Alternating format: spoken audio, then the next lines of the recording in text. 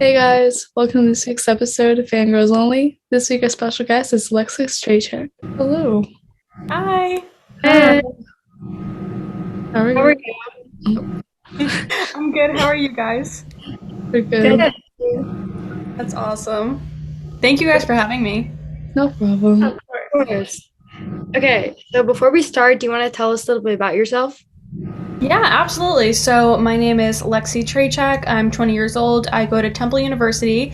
I am a speech and language hearing major with a dance minor, and I've been dancing my entire life. And yeah. So what oh my god. So let's start well, let's get started with the questions now. So the first question is, when you started social media, did you ever think you were gonna be a big influencer as you are now? Or did you think you weren't gonna make it? Or did you always have that thought oh, I'm gonna be famous?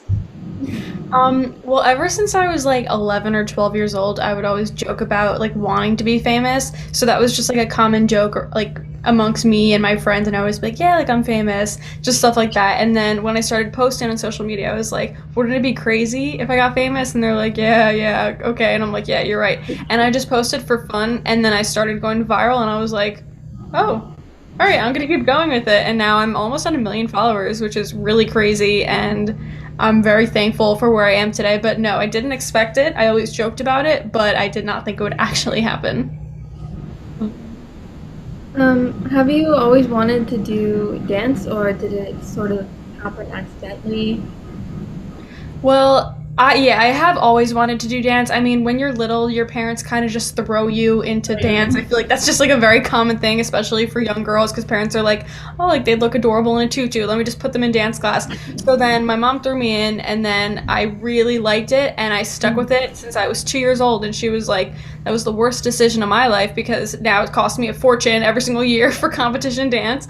But I think it was like when I was 14 years old when I really just like found a love for it, and that's when I was like, you know what, like this is something that I'm so passionate about. I never want to stop doing this. And I think I took it very seriously at that point and pushed myself, and I think that's kind of when I had like a big growth spurt in my dancing abilities, because there's a very big difference from like 8th grade and down versus like high school, because I really pushed myself and did everything I could to become a better dancer. So yeah. That's awesome. So I am a dancer myself, and I have many inspirations. Do you have any big inspirations in the dance industry? Oh, absolutely. I mean, I grew up watching Dance Moms, so all of those girls are such a huge inspiration to me. I love every single one of them.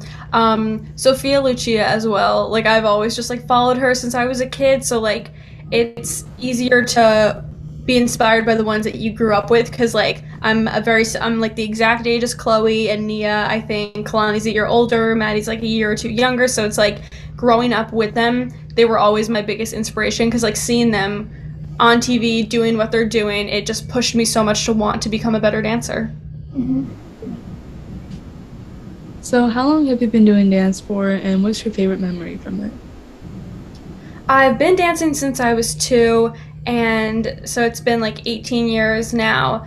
My favorite memory, ooh, I think my favorite memory was junior year. So we did junior year of high school. We did a Thoroughly Modern Millie dance production, and I was chosen to be Millie, and I was a junior, so I didn't expect to be given the lead of a production. Like there was many other amazing seniors who were graduating that year, and they were so talented. And being given that role in a production that was like 8 minutes long. I was dancing the entire time. I was able to use my facial expressions, which is kind of like my like best feature when I'm dancing. I love using like my faces when I dance. So I think that would have to be the highlight, because it just really showed me like, wow, like my hard work is paying off. My dance teachers are noticing. They think that I can do this role justice, and they selected me out of the 40 kids in the dance to be the lead. So I think that was one of the highlights in my dance career by far. Yeah. Um, what do you think is so special about dance? There's a lot of things that are special about dance. For me personally, I think it's the fact that I can just let everything go and just like not think about everything going on in my life. And I know that this is a very typical answer for dancers, but just the fact that I can release all my stress and just put all of my emotions into dance. Like if I'm angry, dance it out. If I'm sad, dance it out. Like there's no emotion that cannot be expressed through dancing. So I think that that's really special. Okay, next question is, do you think dance is something you want to pursue as a future career? Definitely, that's definitely like a battle that I'm having right now because I'm in nearing the end of junior year. I have 1 year at college left, so I'm trying to figure out what realistically I want to do with my life. And absolutely, I would love to stay dancing. So I'm kind of deciding right now if it's in my best interest to go straight to grad school, because once I go to grad school, I want to be a speech therapist full time and go straight into that. So I'm kind of debating right now if what I want to do is not go straight to grad school, take some time, maybe go to some auditions, try to pursue dancing because you're only young once, so may as well strike while the iron's hot. I'm 45 minutes from New York. I live in Philadelphia when I'm at college and New Jersey at home, so like I'm right around it. And the fact that I have this platform is giving me more opportunities than I ever thought that I would have. So I'm really hoping that this opens many more doors for me so that I can live out my dream of pursuing dance, because I really don't ever want to stop doing it. So yes, I would love to pursue it. Realistically, it's not in my hands. It's into whoever is watching me and judging me at the audition. But if it works out and it's meant to be, then I would absolutely love to dance for as long as I can. Okay. What's your most viral video and how did you feel after it went viral? Like, what was your reaction? So there's two that I'm thinking of. There's the first one, like my first big one, which was in May of 2020. So it was like during like the peak of quarantine, everybody was on TikTok, and my brother, who was 14 at the time, he's now 16, he built a roller coaster in our backyard, like an actual rideable roller coaster from one end of our yard to the other. It is phenomenal. I've never seen anybody do the amazing things that he does. So shout out to my brother Sammy, he's just amazing. But I posted a video and it was kind of like making fun of like Phineas and Ferb, like me being the older sister, him being the one building it. So it was like a play on Phineas and Ferb. Yeah. And that one blew up and it got like 7 million views, which at the time was my biggest video because I had not that many followers, like less. I had probably like 20,000 at that point. So not where I am now. But getting that many views was insane for me because I did not expect that, especially because I was yelling at my brother for not cooperating when I was filming it, and I was like, great, like the video is going to be terrible, like I'm not even going to post it. And then it happened to be one of my most viral videos, so that one really got me going. That video brought me to 100,000 followers, so it was crazy how much I grew from that one video. And then again, actually May 2021, I had my like official biggest video, which got almost 15 million views, and it was this video about like, you know, when you go to the doctor and you're like, you go with your mom and the doctor's asking questions and the mom, like you look at your mom to have them answer for you because you're too nervous to answer for themselves. So it was kind of like, I do like skits and like comedy and stuff like that, so it was a video just like a skit about that because it's happened to me many times and I figured it was a very relatable thing. And that video just happened to go viral. I got almost 15 million views. I got over 200,000 followers in like 2 weeks. It was insane. Wow. And I was just like refreshing my phone over and over again, just like watching the numbers go up in disbelief because I did not think that this video, which is very similar to all my other videos, like I don't know why that one of all videos got the attention that it did, but it was such an amazing feeling because just seeing that people resonate with the content that I make makes me feel like what I'm doing is all worth it. Yeah. What would you say was the biggest challenge of being an influencer during the pandemic?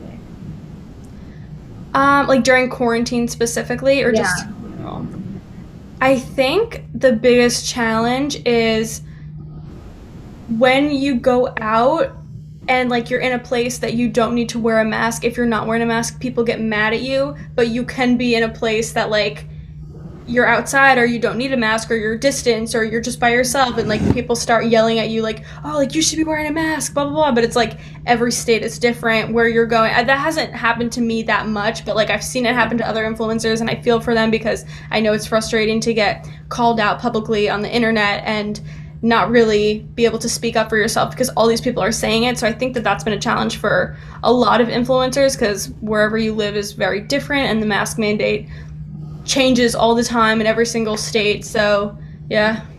Okay, next question is, what's your favorite part about the whole social media process? Like for my platform in specific or just overall? Give you your platform. Um, I think that it's really cool that I've reached the point where I can do brand deals. Like that's never something that I imagined came with a social media platform. I don't really know why, but I just didn't realize how many brands that I'd be able to work with, and I'm so lucky to be able to have these opportunities and have these large brands reaching out to me because they want me specifically. Like I just worked with Dawn Power Wash dish soap like a few months back, and if you told me 2 years ago, oh, you'd be sponsoring Dawn, I'd be like, you're crazy. Like that, like that's insane. So I think the opportunities of having brand deals has been so insanely amazing to me. Is there any challenges you face as a dancer that people might not know about? Yeah, I mean, I have always struggled with confidence and body issues, and I feel like those are two big things that is very common amongst dancers. I mean, you're looking in a mirror all the time, you're in very tight clothing, like leotards and tights, and all the different tight costumes that you're wearing, and you're constantly comparing yourself to everyone's dancing abilities around you. So I definitely struggled a lot with confidence and body image growing up, and I'm still struggling with that now, but I'm working on it, and I've definitely grown a lot from my high school competition days struggling with it versus now. But it's funny, I think it was sophomore year of high school, I struggled really bad with confidence issues, and my dance teacher threatened me and said, if you say I can't, because I would always say like, I can't do this, I can't do that, and she told me, if you say I can't one more time, I'm duct taping your mouth shut. And she did, because I accidentally said it. And there is a video, I'm sorry, there's a picture of me with duct tape across my mouth, and I had to dance the entire class like that because I said I can't. And I did not say it again ever after that because I did not want to get my mouth duct taped shut. So I can say that that taught me a lesson, and I have grown from that. I can go now. My dog. Shut up. Okay. So, if you live anywhere in the world, where would it be and why? I don't know. I feel like that answer changes every day for me. As of today, I would say New York, but yesterday it was Colorado. So it changes all the time. But I definitely could see myself living in New York at least for a couple years, just as like a single young girl in her 20s, like seeing Broadway shows, going to open dance classes. Like I can definitely see that as an ideal life for me in my early 20s. Yeah. Sure. The next question is, what makes you feel the most accomplished? I think I feel the most accomplished when my family and my friends just like recognize what I'm doing. Like the fact that they'll tell me like, "Oh, I'm so proud of you," or like, "That's amazing what you're doing at your age." Like it's just so incredible that you're given these opportunities, and like I since I'm the one experiencing it, I guess I don't really see it the way that they do, but the fact that they recognize like all the hard work that I'm putting into this and how fortunate I am to be receiving all these opportunities and how it's not normal for someone my age to be doing all these things. I think it's just the most like it just makes me feel so great when other people like my family and my friends see it and they're proud of me for it. Hmm. Okay. Do you have any favorite songs to dance to? I don't know. I mean, I like so many different styles, so like my songs would be all over the place. Yeah. Honestly, there hasn't been a song that I've danced to that I haven't liked. Yeah. So I can't really give you an answer on that one. I apologize, but I love dancing to all songs. Yeah. So, where do you see yourself in 5 to 10 years? I would love to be able to see myself on Broadway. That would be the ideal goal. So I'm going to manifest it. So I'm going to say that I see myself on Broadway in 5 to 10 years.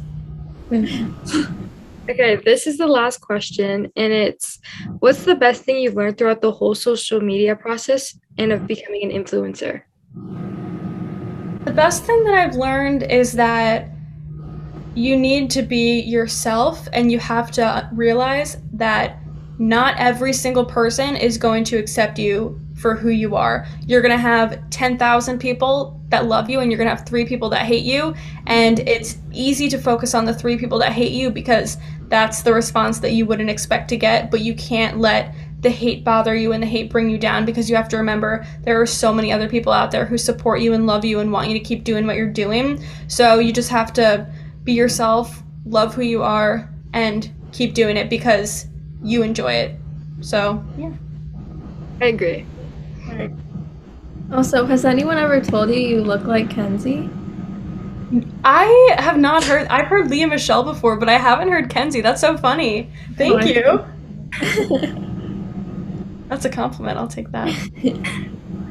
So thank you so much for coming on. It's great having you. Thank you for having me. This was awesome. Yeah, it was so So fun. nice meeting you. Nice meeting you guys. Have a good one. You You too. too. Bye.